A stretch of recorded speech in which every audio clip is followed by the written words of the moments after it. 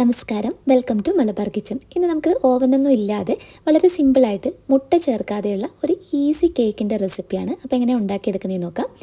ഇതിനു വേണ്ടി ആദ്യം തന്നെ അരിപ്പത്തട്ടിലോട്ടേക്ക് അര കപ്പ് മൈദ, 240 ml കപ്പിന് അര കപ്പ് മൈദ, അര ടീസ്പൂൺ അളവിൽ ബേക്കിംഗ് പൗഡർ, ഒരു 2 പിഞ്ച് അളവിൽ മാത്രം മതി ബേക്കിംഗ് സോഡ, അതുപോലെ തന്നെ ഒരു 2 നുള്ള് ഉപ്പ് ചേർക്കാം. ഇനി നമുക്കിത് നല്ലതുപോലെ മിക്സ് ചെയ്തെടുക്കാം. നിങ്ങൾക്ക് ഇതിനകത്തോട്ടേക്ക് ബേക്കിംഗ് പൗഡർ കൂടി ഇട്ടിട്ട് വേണമെങ്കിൽ ചെയ്യാവുന്നതാണ്. ഇനി നമുക്ക് ഒരു പാത്രത്തിനകത്തോട്ടേക്ക് ഒരു 1/4 കപ്പ് പാൽ ഒഴിച്ചു കൊടുക്കാം. ഈ പാലിനകത്തോട്ടേക്ക് 1 ടീസ്പൂൺ വിനാഗിരിയാണ് ഒഴിച്ചു കൊടുക്കുന്നത്. ഇനി ഇത് മിക്സ് ചെയ്തെടുത്തതിന് ശേഷം ഒരു 5-10 മിനിറ്റ് നമ്മളൊന്ന് മാറ്റി വെക്കാം. അപ്പോൾ നമ്മുടെ ബട്ടർ മിൽക്ക് ഇവിടെ റെഡി ആയിട്ടുണ്ട്. ഇനി നമുക്കിതെങ്ങനെയാണ് മിക്സ് ചെയ്യുന്നതെന്ന് നോക്കാം.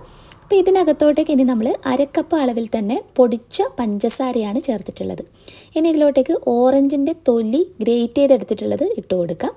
അതുപോലെ തന്നെ നമുക്ക് ഇതിനകത്തോട്ടേക്ക് ഓറഞ്ചിൻ്റെ ജ്യൂസ് കൂടി ഒഴിച്ചു കൊടുക്കാം. ഒരു 4 ടേബിൾ സ്പൂൺ ജ്യൂസ് ഒഴിച്ചു കൊടുത്തിട്ടുണ്ട്. എല്ലാം കൂടി നന്നായിട്ടൊന്ന് യോജിപ്പിച്ചെടുക്കാം.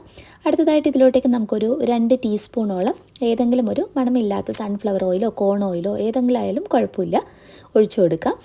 വെളിച്ചെണ്ണ ഉപയോഗിക്കരുത്. നല്ലതുപോലെ മിക്സ് ചെയ്തെടുത്തതിന് ശേഷം നമ്മൾ അരിച്ചു മാറ്റി വെച്ചിരിക്കുന്ന നമ്മുടെ ഫ്ലോർ ഇതിലോട്ട് കുറച്ചായിട്ട് ഒഴിച്ചു കൊടുത്തിട്ട് നന്നായിട്ടൊന്ന് മിക്സ് ചെയ്തെടുക്കാം.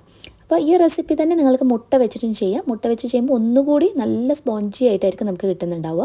അപ്പോൾ നല്ലതുപോലെ മിക്സാക്കി എടുത്തതിന് ശേഷം നിങ്ങൾക്ക് ഇഷ്ടമുണ്ടെങ്കിൽ മാത്രം ഇതിനകത്ത് നട്ട്സോ അതല്ലെങ്കിൽ ട്യൂട്ടി ഫ്രൂട്ടിയൊക്കെ ഉപയോഗിക്കാം. ട്യൂട്ടി ഫ്രൂട്ടി ജസ്റ്റ് ഞാൻ കുറച്ച് മൈദയിലൊന്ന് കോട്ട് ചെയ്ത് കുറച്ച് പാലും മൈദയിലും കൂടി കോട്ട് ചെയ്തെടുത്തിട്ടാണ് ഇതിലോട്ടേക്ക് ഇട്ട് കൊടുത്തിട്ടുള്ളത്. നന്നായി മിക്സാക്കി കഴിഞ്ഞ് കഴിഞ്ഞാൽ 1/2 kg ഒരു കേക്ക് ടിന്നാണ് എടുത്തിട്ടുള്ളത്. ബട്ടർ പേപ്പർ വെച്ച് താഴെ ഭാഗത്ത് സെറ്റ് ചെയ്തിട്ടുണ്ട്. ഇനി ഇതിലോട്ടേക്ക് നമ്മുടെ കേക്ക് ബാറ്റർ ഒഴിച്ചു കൊടുക്കാം. ഈ ഒരു സമയത്ത് തന്നെ നമ്മൾ എന്ത് ചെയ്യണം, ജസ്റ്റ് കുക്കർ നന്നായിട്ട് ചൂടാക്കാൻ വേണ്ടി വെച്ചിട്ടുണ്ട്.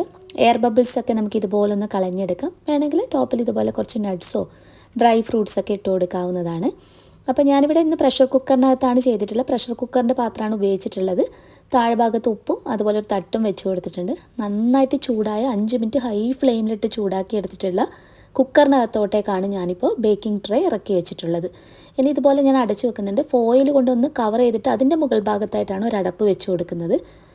ഒരു 20 മിനിറ്റ് ബേക്ക് ചെയ്തെടുത്തതിന് ശേഷമുള്ളതാണ്. ലോ ഫ്ലെയിമിലിട്ട് വേണം ബേക്ക് ചെയ്തെടുക്കാൻ വേണ്ടിയിട്ട്. പ്രീ ഹീറ്റ് ചെയ്യുന്ന സമയത്ത് മാത്രമാണ് 5 മിനിറ്റ് ഹൈ ഫ്ലെയിമിൽ ചൂടാക്കിയെടുക്കുന്നത്. അതിനുശേഷം ലോ ടു മീഡിയം ഫ്ലെയിമിലിട്ട് 20 മിനിറ്റിന് ശേഷം മാത്രം തുറന്നു നോക്കുക. അപ്പോൾ നല്ല അടിപൊളിയായിട്ട് നമുക്ക് കേക്ക് തയ്യാറായി കിട്ടും. അപ്പോൾ മുട്ടയൊന്നും കഴിക്കാൻ ഇഷ്ടമില്ല, മുട്ട ഒട്ടും പറ്റാത്ത ആൾക്കാർക്ക് ഏറ്റവും സിമ്പിളായിട്ട് ഉണ്ടാക്കിയെടുക്കാവുന്ന ഒരു കേക്കാണ്. അപ്പോൾ എല്ലാവരും ട്രൈ ചെയ്ത് നോക്കൂ. നെക്സ്റ്റ് വീഡിയോയിൽ വീണ്ടും കാണാം. അതുവരെ ടേക്ക് കെയർ. Bye bye.